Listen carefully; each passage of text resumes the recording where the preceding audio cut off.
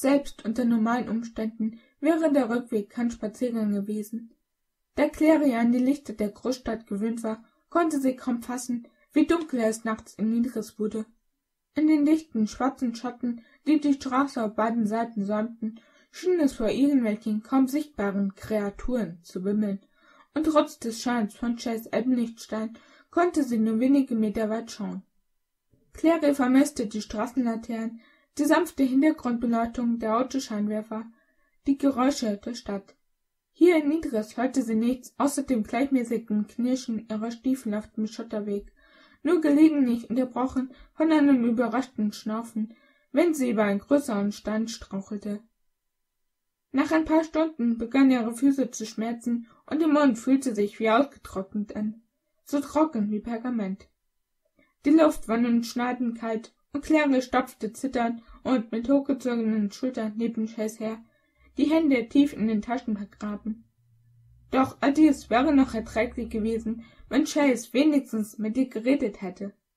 Seit ihrem Aufbruch hatte er kein Wort mehr mit ihr gewechselt, abgesehen von ein paar kurz angebundenen Anweisungen, welchen Weg sie an einer Kreuzung nehmen oder dass sie um ein Schlagloch herumgehen sollte. Allerdings bezweifelte Clary, dass es Chase viel ausgemacht hätte, wenn sie in eines der Schlaglöcher gefallen wäre. Ein Sturz hätte lediglich ihr Vorankommen verzögert. Endlich schien sich der Himmel im Osten zu lichten. Überrascht hob Clary den Kopf und riss sich damit aus ihrem schlaftrunkenen Trott. Für die Morgendämmerung ist es noch reichlich früh, stellte sie erstaunt fest. Chase musterte sie mit kühler Verachtung. Das ist Alicante. Bis zum Sonnenaufgang dauert es noch mindestens 3 Stunden. Das da drüben sind die Lichter der Stadt.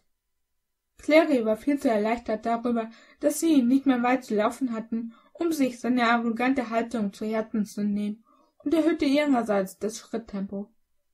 Als sie um eine Ecke bogen, fanden sie sich auf einem breiten Feldweg wieder, der sich in Serpentinen an Hügeln hinabschlängelte und in der Ferne hinter einer Kurve verschwand.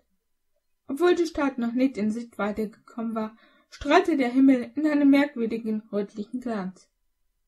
»Wir müssten bald da sein«, sagte Clary. »Gibt es vielleicht eine Abkürzung direkt den Hügel hinunter?« Chase runzelte die Stirn. »Irgendetwas stimmt hier nicht«, erwiderte er knapp, setzte sich in Bewegung und lief die Straße lang, wobei seine Stiefel kleine Staubwolken aufwirbelten, die in dem seltsamen Licht ockergelb leuchteten. Clary ignorierte die Proteste ihrer blasenübersäten Füße und musste förmlich sprinten, um mit dem Schritt halten zu können.